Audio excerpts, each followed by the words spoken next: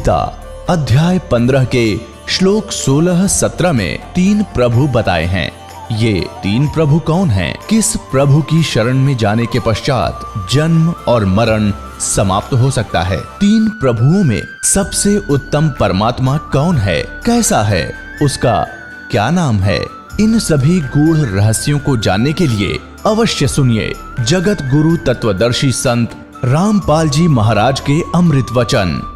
सत साहिब दर्शकों, मानव जीवन की कठिनाइयां और परेशानियां उसे निरंतर संघर्ष की ओर धकेलती हैं। शांति की तलाश में लोग विभिन्न धर्मों और आस्थाओं का सहारा लेते हैं, परंतु सही मार्गदर्शन के बिना यह खोज अधूरी रह जाती है। दिल्ली के रहने वाले नरेश जी भी ऐसी ही परेशानियों से जूझ रहे थे। इन्होंने ईसाई धर्म भी अपनाकर देखा, परंतु उन्हें दुखों से निजात नहीं मिल पा रही थी। इसके विपरीत परिवार में क्लेश, बीमारियां और नशे की लत ने उनके जीवन को और भी दुखद बना दिया था। फिर अचानक नरेश जी की जिंदगी ने नई करवट लेनी प्रारंभ कर दी जब इन्हें मिली तत्वदर्शी संत रामपाल जी महाराज की शरण।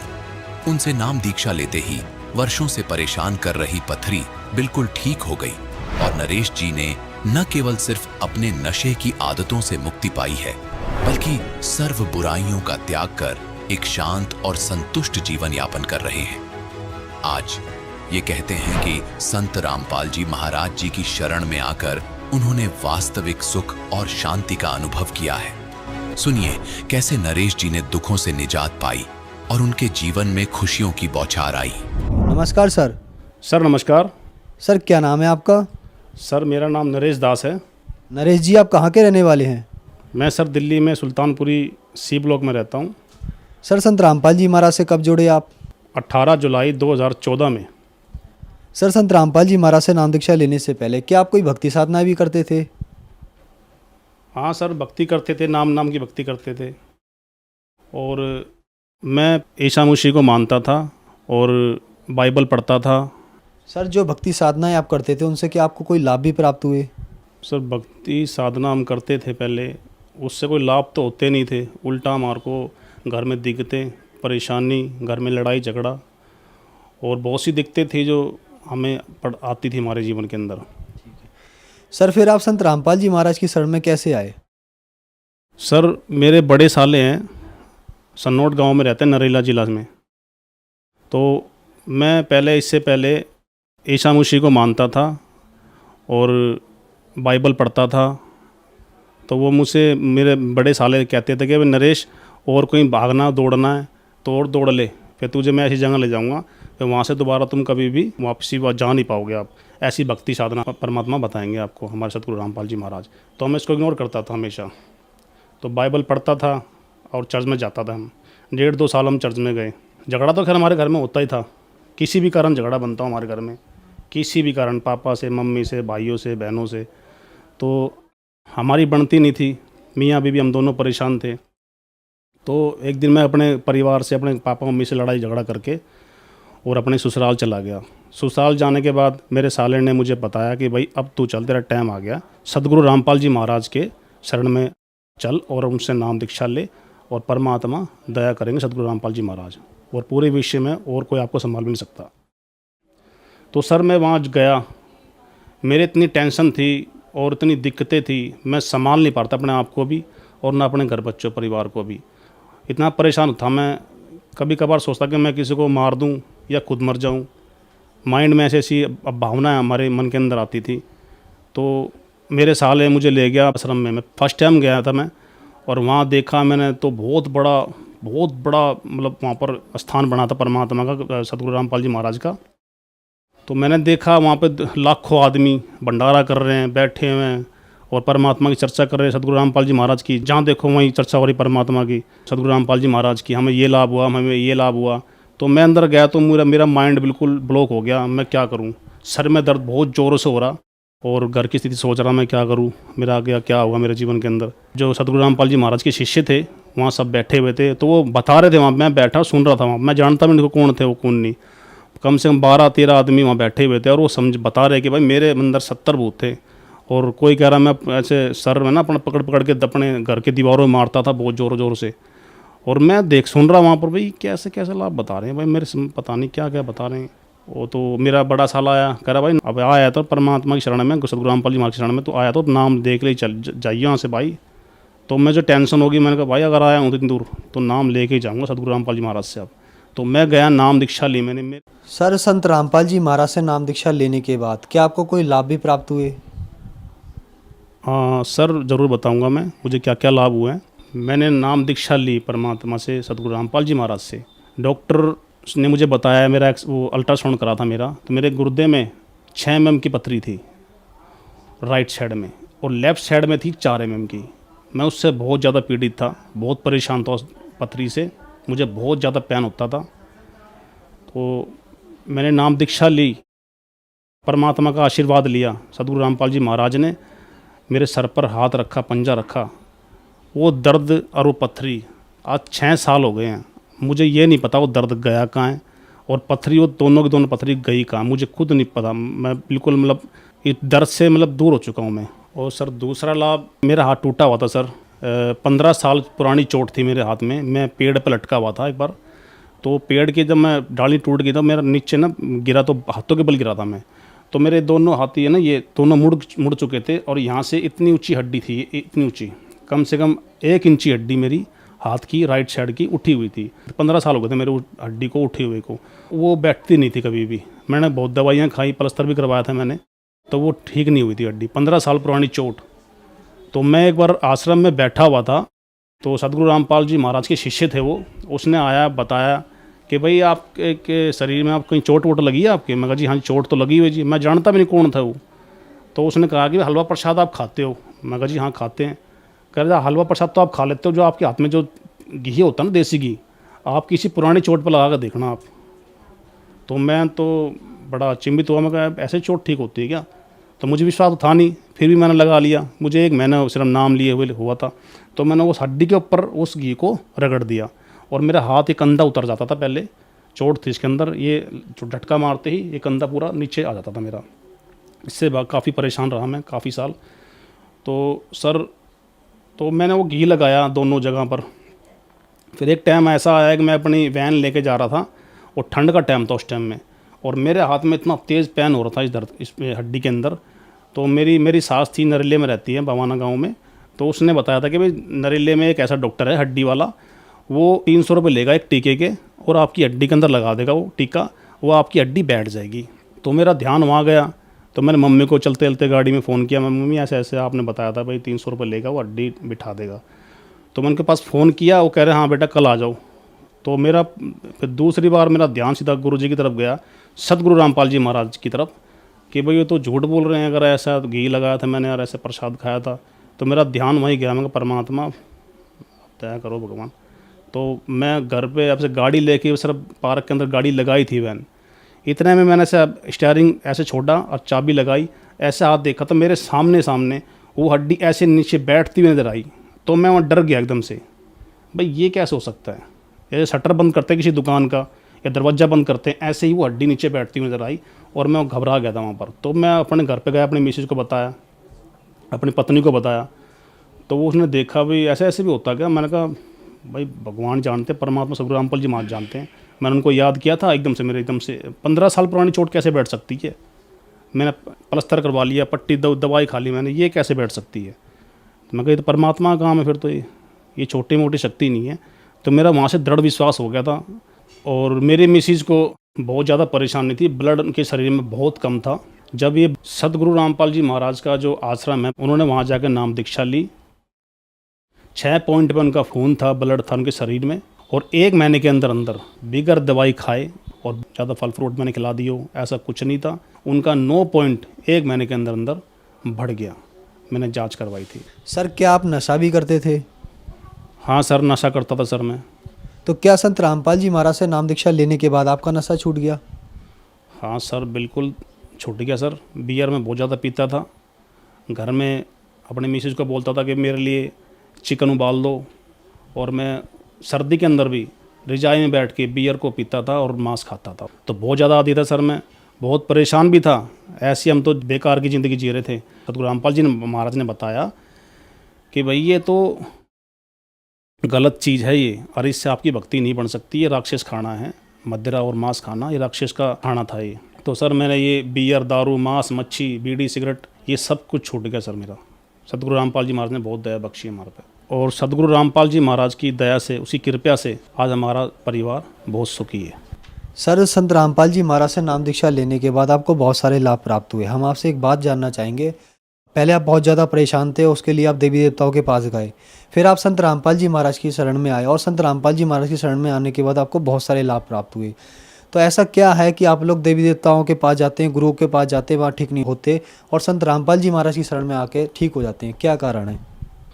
सर ये आध्यात्मिक ज्ञान है, और जो धर्मगुरु बैठे हुए हैं संसार के अंदर, ये शास्त्र विरुद्ध साधना बताते हैं। सतगुरु रामपाल जी महाराज हमको सतभक्ति देते हैं, सत मंत्र देते हैं, किसकी कैसे कौन से मंत्र हैं और किसकी कैसे भक्ति करनी पड़ती है, और पूरे शास्त्र अनुकूल ये साधना बताते हैं।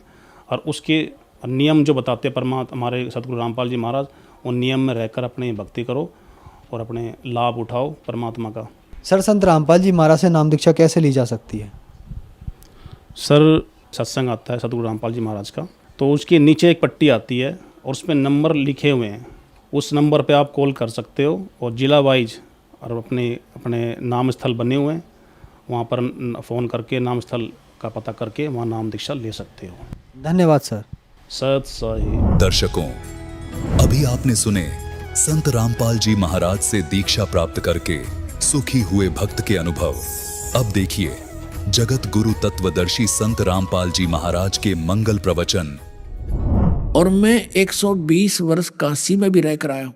मैं जब चाहे चला जाता हूँ, जब चाहे गुप्त होकर आता हूँ। वो मेरी अलग लीला है, जैसे तुम्हें मिलकर आया हूँ। लेकिन एक लीला प्रत्येक युग में मैं ऐसे करता हूँ, बालक रूप धारण करके जाता हूँ, वहाँ रह कर प्रचार करता हूँ, एक जन साधारण की तरह उस समय का जो क्रिया होती है वो करता हूँ। और ऐसे में वहाँ मैंने रामानंद जी को भी ये झटका दे करके यहाँ लाया था, उसको भी सारा कुछ दिया। तो कहने का भाव ये है, ये सारा कुछ दिखा करके गरीबदास जी को वापस भेजा। उससे पहले गरीबदास जी को मृत जानकर चिता पर रख दिया था, अग्नि लगाने की तैयारी थी। उसी समय आत्मा उसमें प्रवेश होगी इस बॉडी में, और सब हिल गया, उठकर चल पड़े। उस समय वो ये वाणी बोलने लगे जो आंखों देखा था, और मालिक ने जो ज्ञान उसके अंदर फीड किया था गरीबदास जी के अंदर, तो वो वाणी आपको दास सुनाता है जो आंखों देखी। अपने आत्माओं, जिस प्रकार तुलसीदास जी ने लाखों वर्ष पहले की रामायण अपनी चौपाइयों के माध्यम से पूरी वर्णित कर दी, और वर्तमान में हिंदू समाज को वो मान्य है और सच्चाई है। ये अंदर की दिव्य दृष्टि होती है, जिसकी जितनी भक्ति है उतनी ही अक्षमता वाली दिव्य दृष्टि उसको मिल जाती है। ऐसे ही कबीर परमात्मा जी ने गरीबदास साहिब जी को वह दिव्य दृष्टि प्रदान कर दी, जिसके आधार से लाखों अरबों वर्ष पहले का, असंख्यों जन्म पहले की, आगे भविष्य में होने वाली सारा ज्ञान गरीबदास जी रखते थे। तो जिस प्रकार तुलसीदास जी ने श्री रामचंद्र जी की रामायण को लिपिबद्ध किया, ऐसे ही गरीबदास साहिब जी ने वो वाणी बोल रखी है परमात्मा की, सतलोक सचखंड की, अमर पुरुष की आंखों देखी। और क्या क्या फिर वार्ता, कहाँ कहाँ लीलाएं की दाता ने इस पृथ्वी मंडल पर, वो भी बता रखी है। उसके विषय में सुनाता हूँ। आडा पड़दा ला के रामानंद भूजंत, और दास गरीब कुलंग छवि, अदर ढाक कूदंत कुरंग छवि।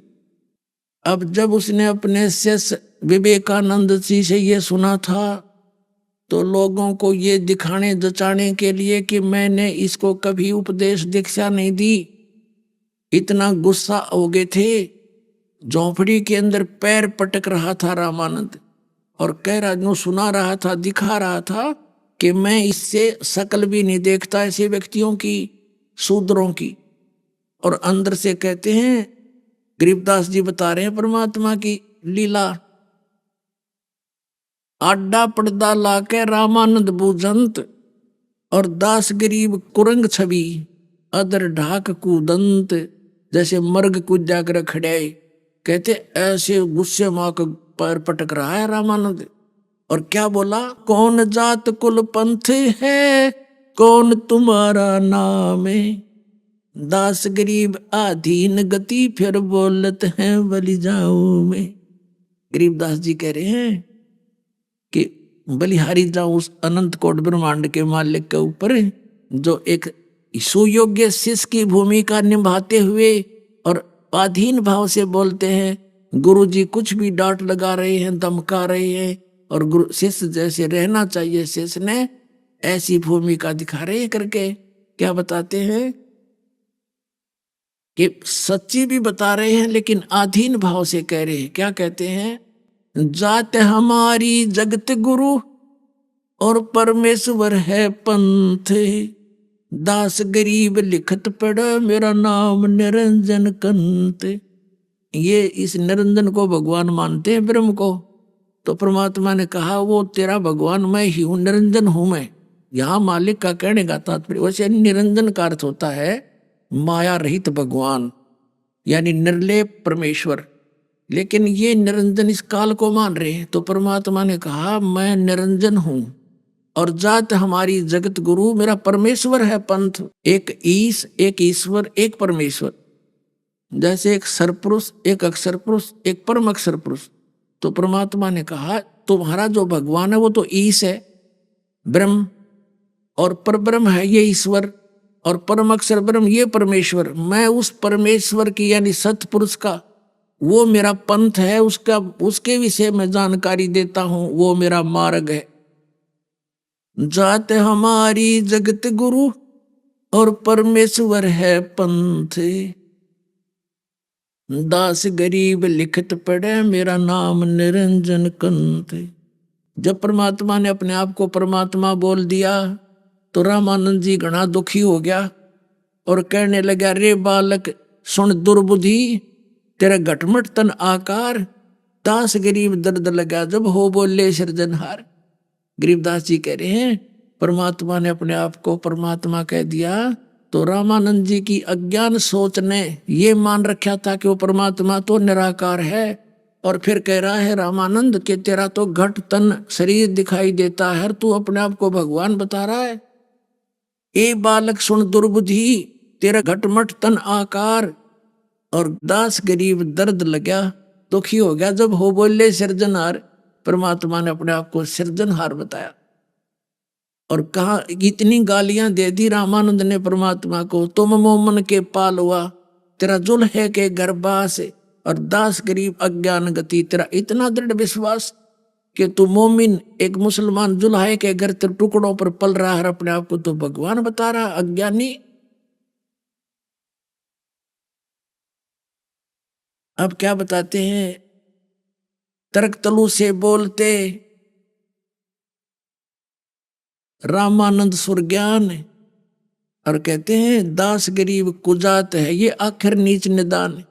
इतनी गाली दे रहा है रामानंद जी कि तू कुजात है, कुजात, तेरे माँ का बेरा ना तेरे बाप का पता नहीं, और तू भगवान समझता अपने आप को। अब ये सारा कुछ गाली उलाने दे लिए जब रामानंद जी ने, परमात्मा ने कहा स्वामी जी मैं आपका दास हूं, और जो भी आप बोल रहे सिर उधारिए, लेकिन मेरी अर्ज सुन लो, मैं जो आपको बता रहा हूं मैं वही हूं। ए स्वामी सृष्टा में और सृष्टि हमारे तीर, दास गरीब अधर बसूं अवगत सत कबीर। मैं ऊपर रहता हूं सतलोक में, अवगत सत कबीर, मैं वो असल ब्रह्मांड का मालिक हूं। ए स्वामी सृष्टा में यानी सारी सृष्टि का रचनहार मैं हूं, और सृष्टि हमारे तीर, ये सब सृष्टि सारा संसार सब ब्रह्मांड ये मेरे आधार हैं, और ऊपर रहता हूं सतलोक में। अवगत सत कबीर, अवगत जिसकी स्थिति को कोई नहीं जानता। सुन रामानंद राम हम, और मैं पावन नरसिंह, और दास गरीब सर्व कला, मैं व्यापक सर्वंग। अब क्या बताते हैं परमात्मा, मैं रोवत हूं सृष्टि को, ये सृष्टि रोए मोहे, और गरीब दास हमारे वियोग को समझ नहीं सकता कोई। ये जनता ये सृष्टि ये बोली जो आत्माएं हैं ये तो भगवान भगवान खोज रही हैं कि सर्व सुखदाई परमात्मा तू कहाँ है, हमारे ऊपर कष्ट आए हैं और मैं इनको रो रहा हूं कि मैं हूं भगवान, तुम मुझे पहचान लो। मैं रोवत हूं सृष्टि को, सृष्टि रोए मोहे। और गरीबदास जी कह रहे हैं, कबीर साहब ने बताया, हमारे वियोग को हम दोनों से दूर कर दिया इस काल ने, मेरे बच्चों को मुझसे अपरिचित करवा दिया कि ये भगवान नहीं, अपने आप ये भगवान बन बैठा। अब हमारे वियोग को, हमारे बिछड़े हुए इस दुख को कौन समझे, कोई नहीं समझ पा रहा। तो क्या बताते हैं परमात्मा, मैं रोवत हूँ सृष्टि को या सृष्टि रोवे मोहे। ये मुझे ढूंढ रही है और मैं इनको कह रहा हूँ मैं भगवान हूँ, ये मुझे मान नहीं रहे। गोता मारू स्वर्ग में जा बैठूं पाताल, कह कबीर ढूंढता फिरूं अपने हीरे मोती लाल। अब रामानंद जी ने सोचा कि यूं भाई बड़ी बड़ी बात और कॉन्फिडेंस से कह रहा है, देखते हैं थोड़ी देर बाद। तो उस समय बहुत जल्दी से ले गया था विवेकानंद उठा कर भगवान को। तो रामानंद जी की कुछ क्रियाएं रह गई थी नित्य क्रम की जो डेली करते थे। उसने कहा कि इसको बैठाओ बाहर बालक को, मैं पहले अपनी क्रिया कर लेता हूं फिर मिलूंगा, इससे बात करूंगा। रामानंद जी क्या करते थे, कर्मकांड के अंदर एक मूर्ति होती है भगवान विष्णु की, जो विष्णु पुजारी कर्मकांड करते हैं, उस मूर्ति के कपड़े उतारते हैं और सब नवाते धोवाते हैं, स्वच्छ कपड़े पहनाते हैं, जूते भी पहनाते हैं, सारा कुछ शुभ श्रृंगार कर देते हैं और मुकुट डाल देते हैं और साथ में कंठी, एक तुलसी के मनिये की कंठी बोलते, वो माला भी डालते हैं। अब उस दिन क्या किया रामानंद जी, मानसिक पूजा करते थे, मानसिक कल्पना कर लेते थे, जैसे श्रद्धा बनाए रखने के लिए उनका विधान अपना न सोच रखी थी ऐसे भगवान में आस्था बनी रहेगी। जैसे ये भावना रखते थे गंगा जी से मटका पानी का भर के लाए स्वयं, ऐसे चलते जैसे कल्पना कर रहे हो शेख चिल्ली की तरह, और फिर वहां लाकर रख लिया, फिर कपड़े उतारे, मन मन में सेवा मानसिक पूजा कर रहे थे, कर्मकांड जो अवश्य कर रहे थे, अभ्यास था डेली का। तो उस दिन उसने क्या किया, जैसे सपना नहीं होता, सपने में कति सारी चीज साफ दिखाई, वास्तविक दिखाई देती है, ऐसे ही कर रहा है। और उस दिन मुकुट रख दिया, लेकिन वहां कंठी नहीं डालन पाए जो एक मनिये की। और ये कर्मकांड के अंदर है, कोई भी एक श्रृंगार रह जावा तो वह पूजा खंडित हो जाती है। और मुकुट रखने के बाद उस दिन मुकुट उतारा नहीं जाता, यदि मुकुट उतार दिया तो पूजा खंडित, और कंठी गले में नहीं डली तो पूजा खंडित।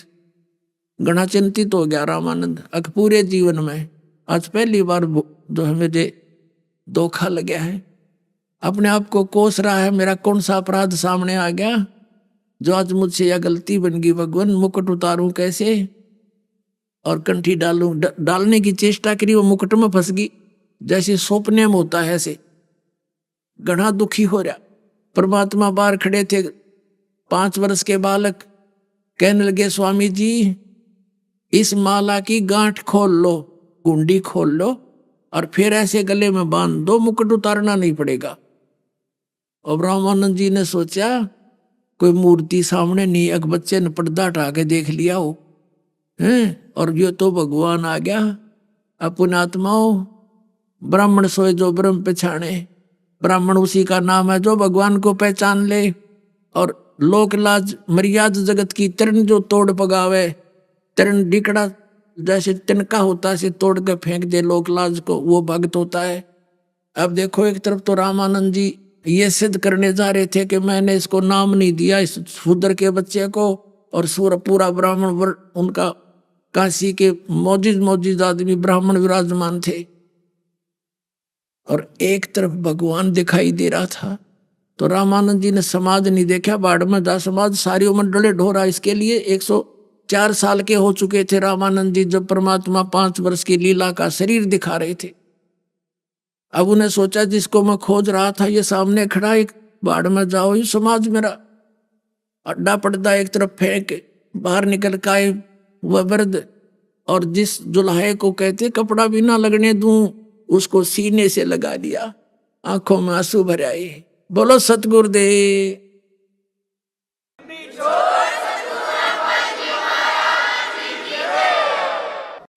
अब क्या बताने लगे, मन की पूजा तुम लखी, मेरी मानसिक पूजा की, मेरे मन की बात आप जान गए। और मुकुटमाल प्रवेश, वो मुकुट में माला फंस गई थी। और गरीब दास गति कौन लखे, तेरा कौन वर्ण क्या भेख है। ओए, अब रामानंद जी कहते हैं, हे भगवान, आपने मेरे मन की बात बता दी, आप परमात्मा हो। और आपको कैसे पहचान सकते हैं हम, एक जीव संज्ञा के प्राणी, आप किस तो वर्ण में आए हुए हो, जुलाहे वर्ण में धारण कला हो, और किस वेशभूषा में पहने बैठे हो, ये धोती और कुर्ता बांध रखा। हे परमात्मा, आपको कैसे पहचान सकते हैं ये प्राणी, और मैंने तो आपको पहचान लिया दाता। और कहते हैं, या तो दीक्षा तुम दी, ये मान लिया मन मोरे, गरीबदास कोमल पुरुष और हमरा बदन कठोर। यजुर्वेद अध्याय नंबर 40 के मंत्र नंबर 8 में सपरि आगात कबीर मनीषी शुक्रम अकायम ऐसनाविरम परिभू स्वयंभू व्यवधाता शाश्वती भी समाभय। इसका अर्थ यह बनता है कि वो परमात्मा सबसे पहला प्रगट पुरुष है, सशरीर है। वो कबीर मनीषी माने जगत गुरु है वो परमात्मा। उसका शरीर शुक्रम अकायम ऐसनाविरम, उसका जो शरीर है मालिक का, ये शुक्र माता पिता के संयोग से बीज से बना हुआ नहीं, उस शुक्र की अकाया, उस से रहित काया है उसकी, और उसके में स्नायु नहीं है, उसके शरीर में नाड़ी नहीं है, और वो स्वयंभू है, परिभू है। अरे नकलिया ने एक अकायम शब्द देख लिया कि अकायम लिखा है, भगवान काया रहित है, फिर शुक्रम अकायम और ऐसनाविरम लिखने की क्या आवश्यकता थी, फिर स्वयंभू कैसे लिख दिया। तो ये बालक के संदेश मालिक के ज्ञान को। तो पुणात्मा, यहां रामानंद जी क्या कह रहे हैं कि गरीबदास तुम कोमल पुरुष और हमरा बदन कठोर, कि आपका जैसे मालिक को रामानंद जी ने सीने से लगाया ना बालक की तरह, तो उसके शरीर में हाथ ऐसे गढ़ते चले गए जैसे रुई में जाते हैं फोम के अंदर। अर्जुन बोला, भगवान आपका शरीर है और तरह का है, ऐसे देखा बुढ़ा बुजुर्ग ऐसे, हे परमात्मा। तब उसने कहा था कि मन की पूजा तुम लखी, मुकुटमाल प्रवेश, गरीब दास गति कौन लखे, तेरा कौन वर्ण के भेख है।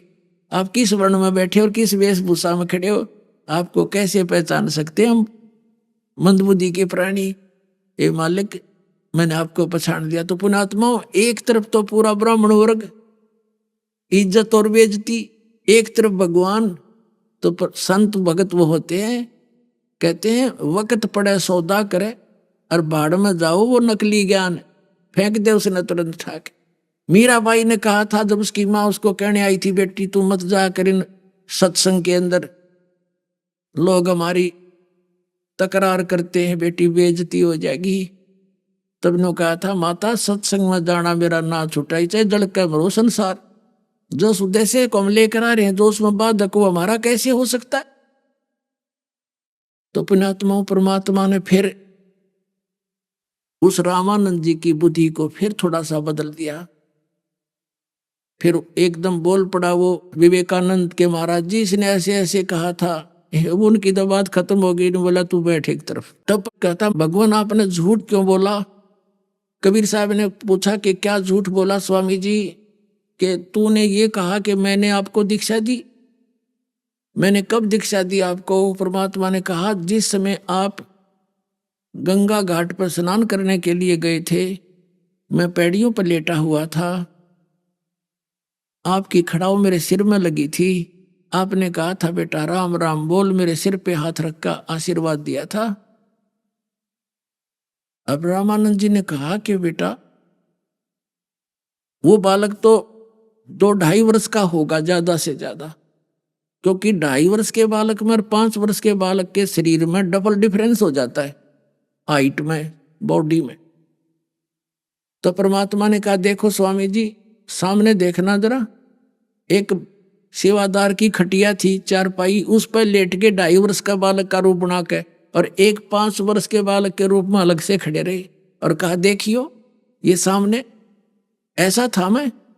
रामानंद जी ने 6 बार तो 2.5 वर्ष के बालक की तरफ देखा और 6 बार देखा 5 वर्ष के बालक की ओर, आंखें मलमल कर देखा कि मुझे धोखा तो नहीं लग गया। इतने वो बालक उठकर कबीर साहब में समा गए, उनको देखते देखते 5 वर्ष के बालक को।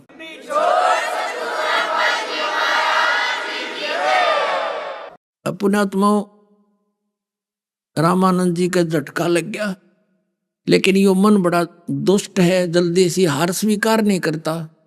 रामानंद जी ने कहा, बच्चा मैं राम राम तो नाम नहीं देता, क्योंकि ये ऋषि लोग ओम मंत्र देते थे और कहते थे इसको तुम ना बताना कि गुरुजी ने क्या नाम दिया, क्योंकि अगर तुम बता दोगे ऐसे जाप ओम ओम ऐसे बताया है तो तुम उसके गुरु हो जाओगे, तो तुम अधिकारी होते नहीं, इसलिए तुम्हारे दोनों को हानि हो जाएगी। इसलिए गुप्त रखना अनिवार्य होता है। आप जी ने नहीं किसी को बताना कि ऐसे ऐसे ऐसे बोलते हैं, नहीं। तो कहने का भाव ये है, तो इसलिए उसका कोड वर्ड बना रखा था इन महापुरुषों ने कि भाई राम नाम ले ले, राम का नाम ले ले गुरु तय। और फिर भी आपस में मिलते थे, भाई राम राम। राम राम का अर्थ होता था, वो कहते थे कि गुरुजी ने जो मंत्र दे रखा है उसका जाप करियो। तो ऐसे वो राम राम तो वैसे बोलते थे, मंत्र देता था ओम। तो कबीर साहब ने कहा कि आप ओम नाम देते हो। अब रामानंद जी ने सोचा कि दुल्हाओं और दानकों को तो हमारे कोड वर्ड कोई बता नहीं सकता, क्योंकि हमने ब्राह्मण ही तो चेले बना रखे हैं, गुरु पद उनको दे रखा, तुम आगे शिक्षा दिया करो, तो ये कभी नहीं बता सकते। तो उसको ये भी बात समझ में आ गई, ये नरा बालक नहीं है। फिर उसने रामानंद जी ने कहा कि बच्चा मैं कुछ डिस्कस करना चाहता हूं, आओ बैठो। एकांत में बैठ के वो चले गए अपने आप, जिसने जाना था खिसक गए।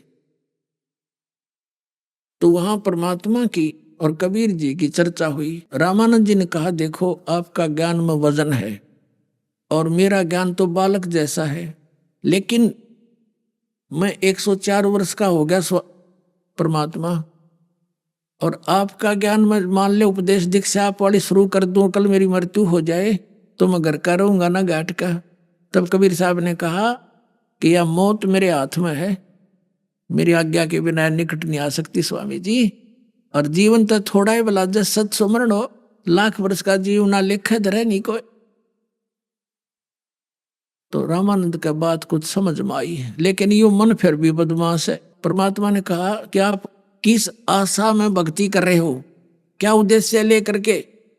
तो रामानंद जी ने कहा कि मैं स्वर्ग में जाऊंगा विष्णु जी के लोक में, और वहां पर दूधों की नदियां बहती हैं, बड़ा सुंदर शरीर मिलता है, शरीर के अंदर हीरे पन्ने जैसे तिल होते हैं बच्चों के, ऐसे उनके देवताओं के ऐसे शरीर बनाए जाते, सुंदर लगते। एक आधा तिल जैसे भगवान श्री कृष्ण के पैर में एक पद्म था चमकीला, ऐसे वहां होते हैं।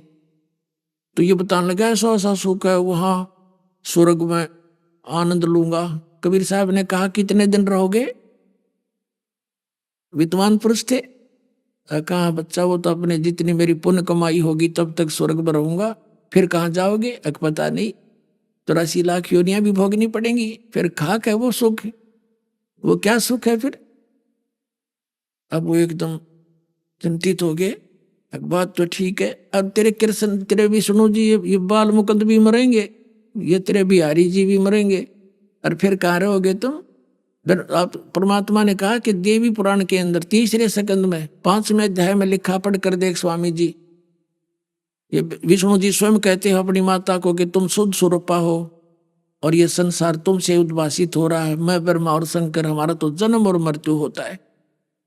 अब उसको तो याद थे कंठस्थ, सारी उम्र इससे काम पर लग रहा था, 16 साल की उम्र से लग गया था। रामानंद 104 वर्ष का हो गया था। सब पुराण ये वेद गीता कंठस्थ सब वो याद थे उनके। कहना बेटा सचमुच ये तो मैंने कभी ध्यान ही नहीं दिया इस बात पर। तो फिर कहाँ रहोगे जब ये 14 भवनों का आग लगेगी, ब्रह्मांड भी नाश होगा।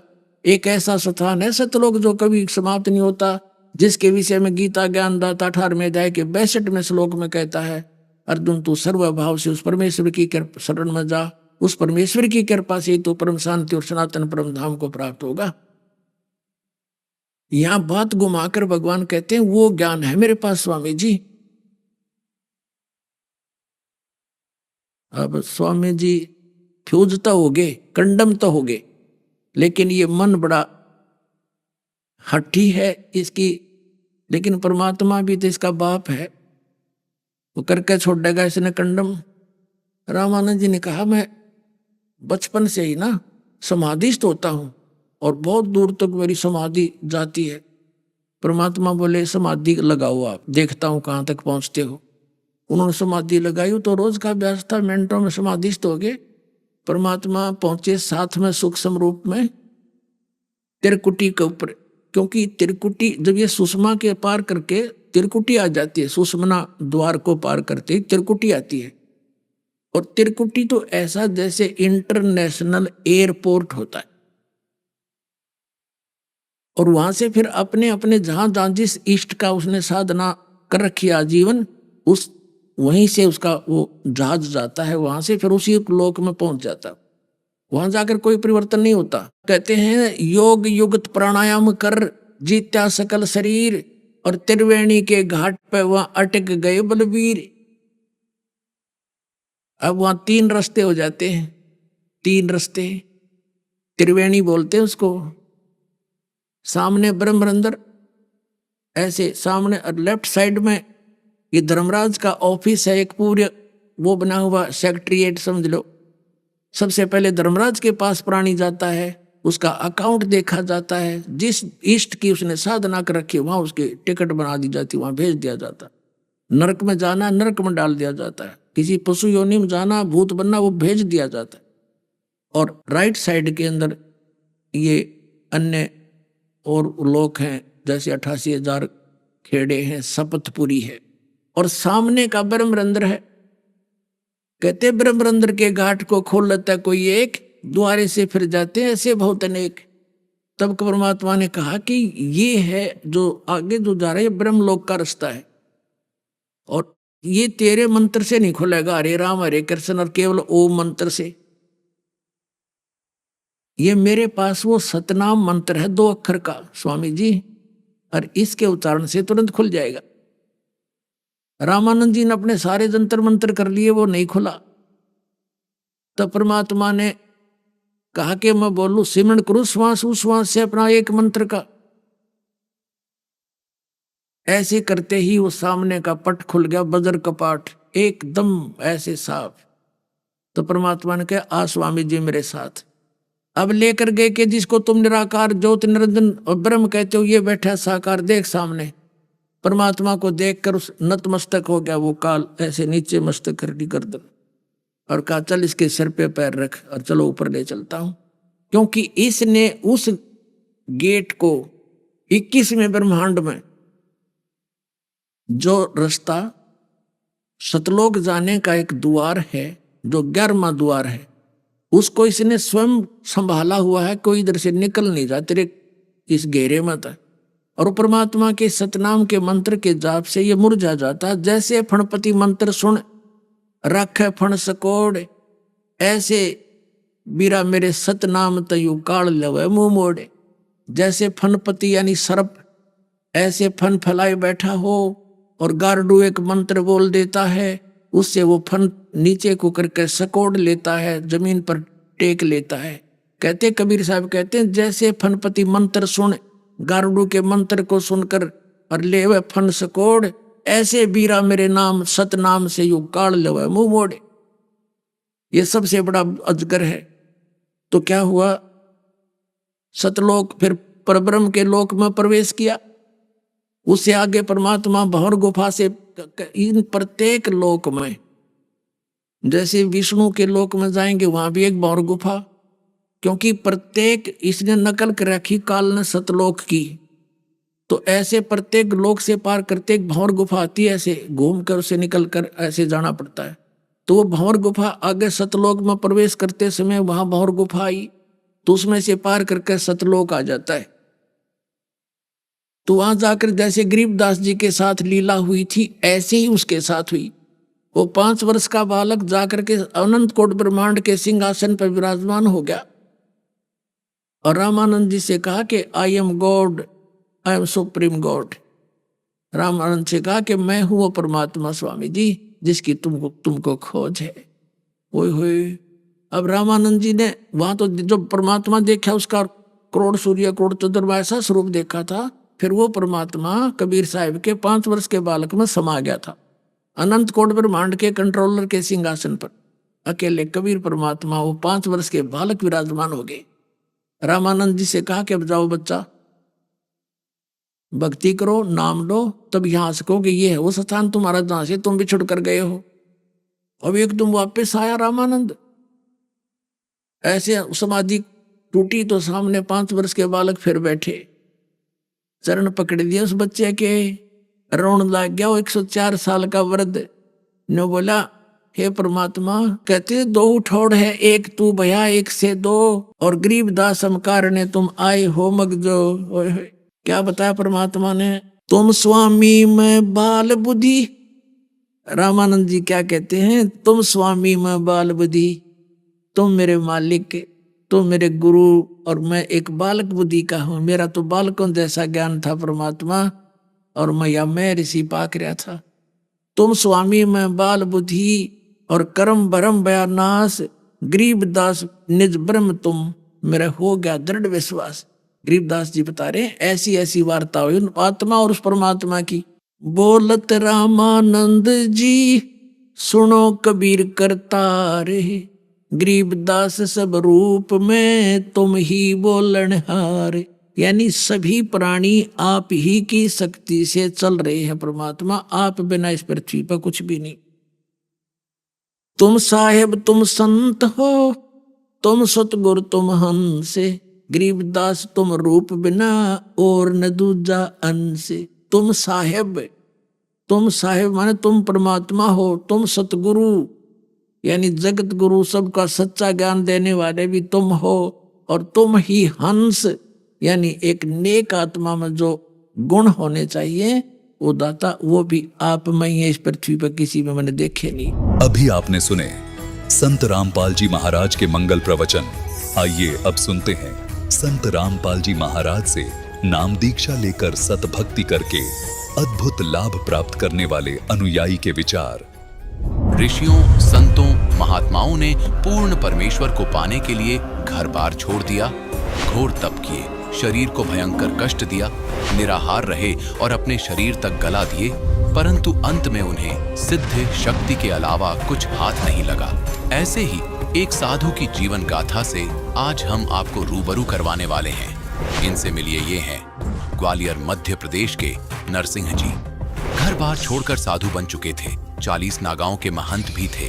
तप किए, व्रत किए, 5 से 6 साल तक निराहार रहे, तपस्या कर सिद्धि प्राप्त कर चुके थे। एक दिन इनके साथ अनहोनी घटना हुई।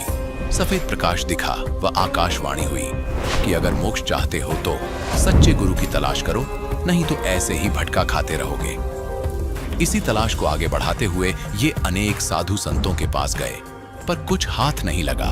अपितु वहां जाने के बाद से नरसिंह जी नशे का सेवन करने लग गए। इसी सफर में आगे चलते हुए नरसिंह जी को आखिर में मिल ही गई तत्वदर्शी संत रामपाल जी महाराज जी द्वारा लिखित अध्यात्म ज्ञान से भरपूर पुस्तक ज्ञान गंगा।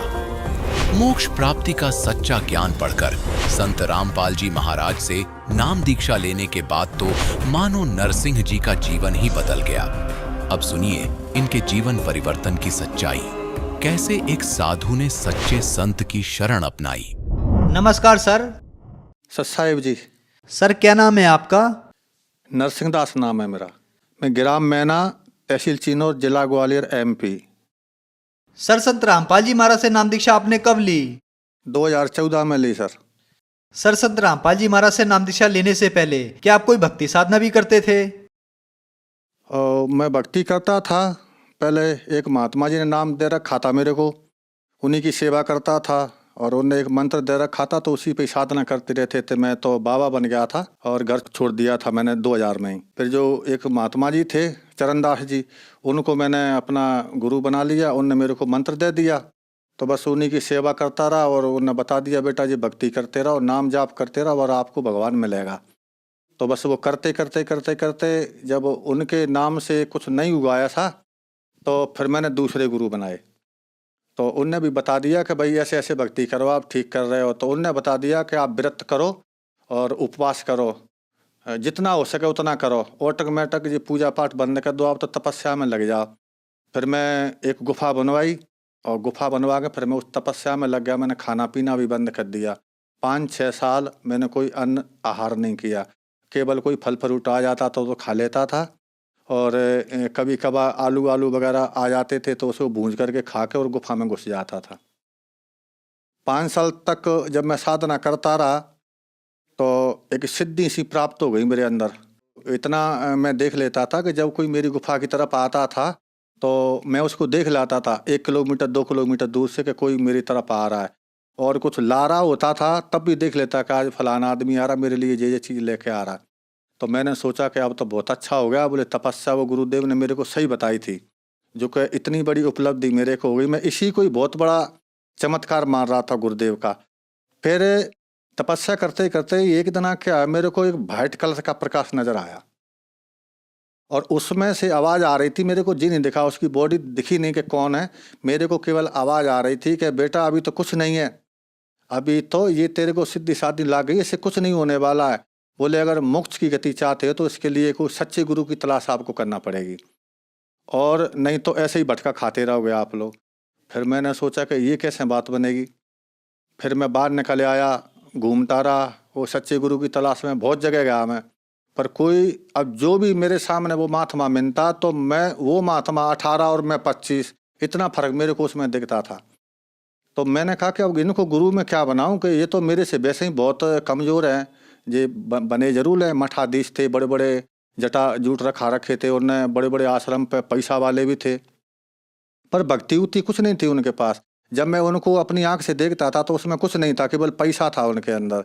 कईयों पास गया तो एक बार मेरे को कबीरपंथी कुछ भाई मिले।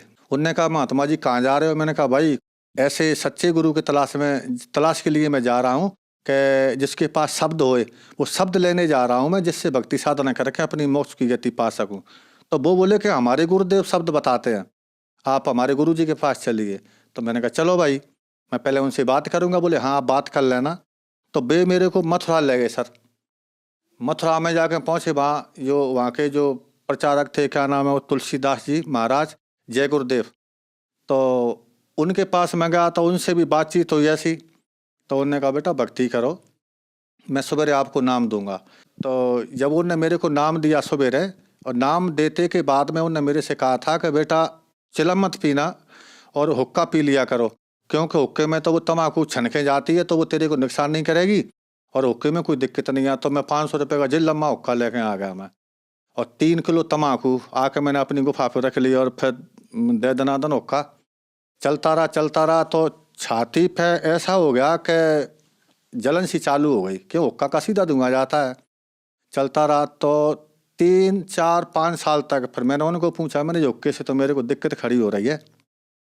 बोले नहीं इससे कुछ दिक्कत खड़ी नहीं होगी, जो पहला कवर जमा है ना वो हट रहा है, और जे कवर दूसरा चढ़ रहा है। तो मैं फिर लगा रहा साधना करने के लिए। उनने बता दिया था मेरे को कि ऐसे कानों में उंगली डालना है और ऊपर सुनना है, इसको सब तेरे को सुनाई पड़ेगा, जो भी आवाज़ सुनाई पड़ेगी उसी को शब्द कहते हैं, उसको पकड़ लेना, बस उसी को सुनते रहना, सो तुम स्वर्ग पहुंच जाओगे। और मैंने कहा ठीक है। तो सर मैंने 8 साल उनकी साधना की। 8 साल में जो पहले जो मैं प्रकाश देखता था, लाल वाला है ना, पीरा वाला और जे है सफ़ेद वाला, तो वो पहले मैं जो आवाज़ें सुनता था, प्रकाश देखता था, वो तो चले गए, पता नहीं किस 60 में चले गए। और जय गुरुदेव जी ने जो बताई थी उससे कोई लाभ नहीं हुआ। जनता बहुत जुटती थी, हुक्का वाले आते थे पीने के लिए, आप हुक्का पिलाओ, हम 7:15 में हुक्का पीते थे। जो सीनियर थे ऊंचे बैठ के पीते थे, जो हमारे चेला चांटे थे, बहुत चेला बना रखे, तो वो नीचे बैठ के हुक्का पीते थे। हुक्का पी के वो अपने अपने घर चले जाते थे। एक दिन पर ऐसा ही लगा मेरे को, इससे तो भाई मरना ठीक है, कि परमात्मा मिले नहीं। पूरी ज़िंदगी मैंने इसी में निकाल दी। पहले बैरागी बना है, त्यागी बना, अखाड़ों में गया, सारी जगह घूम का मैं आके मैंने ये मरना ठीक है। और जब मैंने सीख ही लिया था थोड़ा साधना में कि बॉडी मेरी कई गुफा में पड़ी रहेगी और मैं अपना देश से निकल जाऊंगा, भगवान फिर मिलेगा कभी ना कभी। जब ऐसा मैंने शरीर में अपने में मन में जो विचार किया ना, उसी रात को मेरे को संत रामपाल जी महाराज एक विमान टाप के में बैठ करके और आकाश मार्ग से आते हुए नजर आए। उसका एक कैमरामैन एक साथ में बैठा था, एक कैमरामैन एक साथ में, 2 कैमरामैन बैठे थे, और बीच में जो संत रामपाल जी महाराज बैठे थे, तो ऐसे हाथ कर रहे थे, ऐसे ऐसे हाथ वो करें तो जनता ऑटोमेटिक धरती से उड़ उड़ के और ऊपर की तरफ जा रही थी और सतगुरु के जयकारे लग रहे थे। ये चीज मैंने देखा तो मैंने कहा भाई यहाँ अभी भी सतगुरु का जयकारा लग रहा है, तो कहीं ना कहीं कुछ है, अभी भी आशा, अभी अपनी हिम्मत नहीं हारना चाहिए, अभी भी कुछ न कुछ करना चाहिए। तो मैंने कहा देखते हैं। फिर सुबह एक भगत जी आए, इन्होंने जय गुरुदेव पंथ को छोड़ करके और संत रामपाल जी महाराज से दीक्षा ले रखी थी। पहले वो हमारे गुरु भाई थे, तो वो आए तो उन्होंने कहा कि भगत जी आप वही साधना कर रहे हैं। मैंने कहा क्या बकवास कर रहे हैं? भगत जी कहता है, पहले तो महाराज कहता था, आज भगत जी क्यों? बोले नहीं, बोले पहले महाराज हमारे लिए आप पहले महाराज थे, अब भगत जी हैं। क्यों? कि हमने संत रामपाल जी महाराज से दीक्षा ले रखी है और उन्हें सारा ज्ञान हमें समझा दिया। तो मैंने कहा कि क्या है? बोले कि आप ये पुस्तक को पढ़ लेना। तो वो मेरे को एक ज्ञान गंगा पुस्तक देखें गए थे। जब वो ज्ञान गंगा पुस्तक देखें गए तो एक दिन हमारी मजोटी लगी हुई थी हमारी गुफा के पास, वहाँ पे हुक्का पी रहे थे। हुक्का पीते पीते एक दिन याद आया, मैंने कहा भाई वो एक संत रामपाल जी के शिष्य थे, वो हमें जो ज्ञान गंगा पुस्तक देखेंगे, देखना भाई उसमें पढ़ना क्या लिखा है। तो एक हमारे शिष्य ने ला के मेरे को दी के लो महाराज आप ही पढ़ लो। तो मैंने जब उसको देखा, इधर मैं चिलम भी हुक्का भी पी रहा था, इधर मैंने पुस्तक ऐसे करके देखी, तो उसमें मैंने एक दुआ पढ़ा। उसमें लिखा था कि सोनारी जारी करे सुरा 500 बार और एक चिलम हुक्का भरे वो डूबे काली धार। जब मैंने ये दुआ पढ़ा तो भगत जी मेरे दिमाग में ऐसा हथौड़ा सा लगा कि मैंने तो पूरी जिंदगी अपनी बर्बाद कर दी। पता नहीं मैंने कितना भटका खाया, व्रत किए, उपवास किए, साधुओं की सेवा की, संत बन बैठा, सब कुछ हो गया, पर वो भगवान इतना चिलम पिला पिला के मार दी, हमारी जिंदगी खराब हो गई। अब हमें कुछ प्राप्त होने वाला नहीं है और लास्ट की जो पौंड जिंदगी बची वो इसमें हुक्का में चली गई। अब क्या होगा? हे परमात्मा आप बचाओ कैसे भी करके। तब संत रामपाल जी के शिष्य मेरे को पुस्तक देखें गए थे, वो भागीरथ दास नाम था उनका। मैंने उनको फिर बुलाया एक बार, मैंने कहा भगत जी आप आना एक बार। तो वो सुबेरे आए, बोले क्यों पढ़ी पुस्तक? मैंने कहा भाई पुस्तक की बात तो ठीक है, वो तो पढ़ ली, जो संत रामपाल जी महाराज जो आपके गुरु हैं वो बात कर लेते हैं। बोले हाँ बिल्कुल आपसे बात करेंगे। तो मैंने कहा मेरे को ले चलो आप हरियाणा। तो उन्होंने कहा ठीक है चलो। 28 तारीख आई, 28 को हम यहाँ से चल दिए। 29 तारीख को सुबह हम आश्रम पहुँचे। वहाँ पहुँचे तो वहाँ जा कर के अंदर उन्होंने कहा, मैंने कहा भाई पहले मैं बात करूँगा महाराज जी से, इसके बाद मैं नाम दे चलूँगा। तो वो भगत बोले कोई दिक्कत नहीं है, बोले अब तुम सही जगह पे आ गए हो, आप पहले नाम लो, नाम लेके आप परमात्मा के दर्शन करना। फिर मैं वहाँ से संत रामपाल जी के यहाँ से मैंने नाम दीक्षा ली। सर संत रामपाल जी महाराज से नाम दीक्षा लेने के बाद क्या आपको कोई लाभ भी प्राप्त हुए? जैसे ही मैंने संत रामपाल जी महाराज से दीक्षा ली और नाम ले करके जो परमात्मा के मैं दर्शन करने के लिए गया, जैसे ही संत रामपाल जी महाराज वहाँ से बाहर निकले भक्तों को दर्शन देने के लिए, तो जैसे ही मैं सामने ही खड़ा था, जैसे मेरे उनके ऊपर जो दृष्टि पड़ी ना, तो एकदम मैं ऐसा हो गया कि मतलब मेरे अंदर से कोई भूत निकल गया हो। तो एकदम ठंडक आ गई। वो परमात्मा संत रामपाल जी महाराज चले गए अपने भक्तों को हाथ रखते रखते आशीर्वाद देते देते।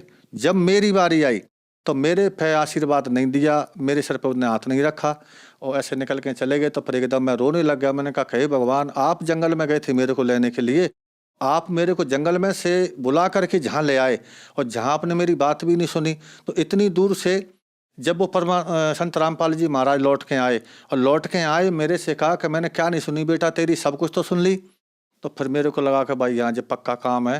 तो उन्होंने कहा तुमने नाम दीक्षा ले ली? मैंने कहा नाम दीक्षा ले ली। बोले बेटा भक्ति करो। और जी हुलिया क्या बना रखा, मेरे बड़े बड़े बाल थे, बड़े बड़े जटा थे। तो मैंने कहा ठीक है, तो अब मैं भक्ति कर रहा हूँ।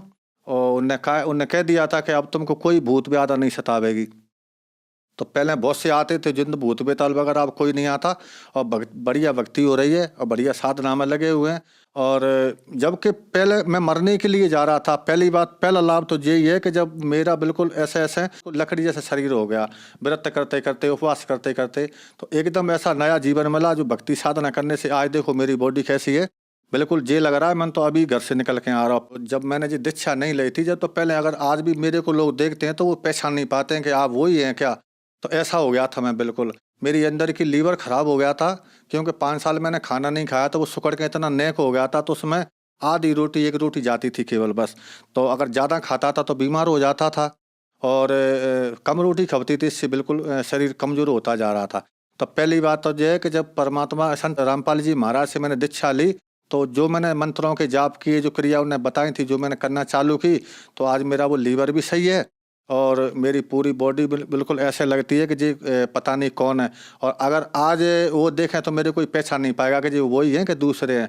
तो संत रामपाल जी महाराज ने मेरे को नया जीवन दान दिया है और इतने बहुत से लाभ किए हैं मेरे साथ। तो इतने लाभ किए हैं कि एक बार रात को वो जिंद फिर आ गया था वहाँ पर। संत रामपाल जी महाराज की साधना छोड़ने के लिए वो मना कर रहा था, बोले पहले ही बढ़िया था, कोई दिक्कत नहीं, बढ़िया चलम चलती थी, वो का चलते थे, अब तो यहाँ पे कुछ होता भी नहीं है, हैं। तो बोले पहले हम भी आते थे तुम्हारे लिए, पैसा की कोई कमी नहीं पड़ती थी, हम पैसा भी आपको व्यवस्था कर देते थे। तो मैंने उनको कहा भाई अब तो मैं बिल्कुल ठीक हूँ, मेरे को कोई परेशानी नहीं है।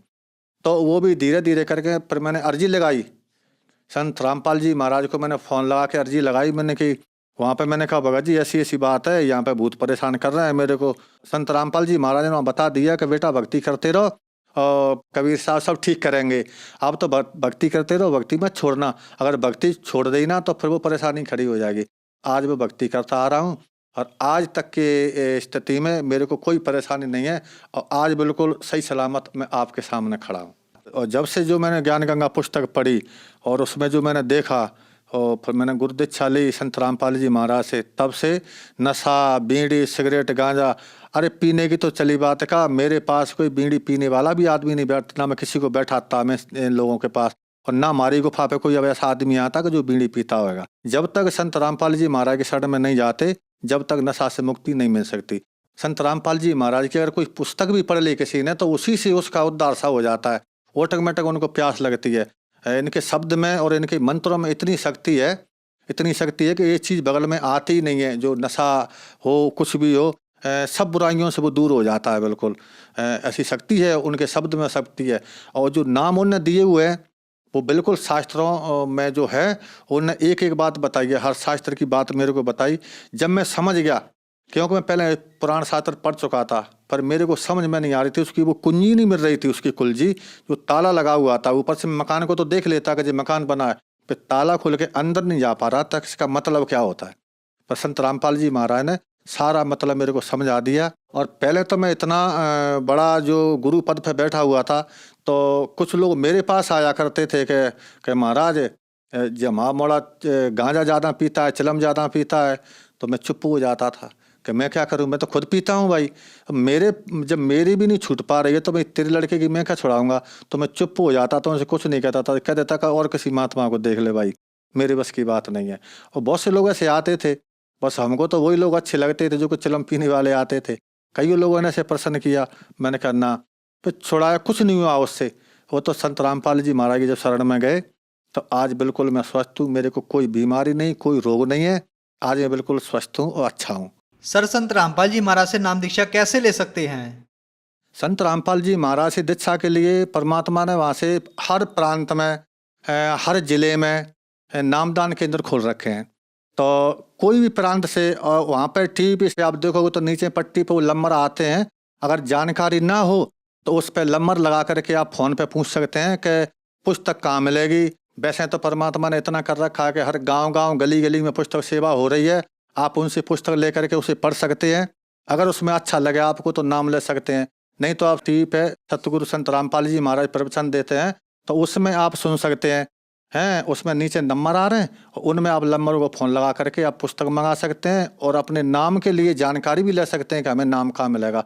हर जिले में और नामदान केंद्र खोल रखे हैं, वहाँ पे जा कर के और आप सतगुरु रामपाल जी महाराज से नाम दीक्षा प्राप्त कर सकते हैं। धन्यवाद सर। सत्साई।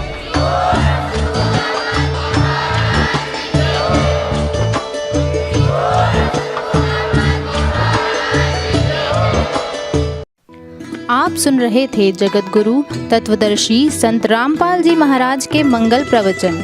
अधिक जानकारी के लिए संपर्क करें।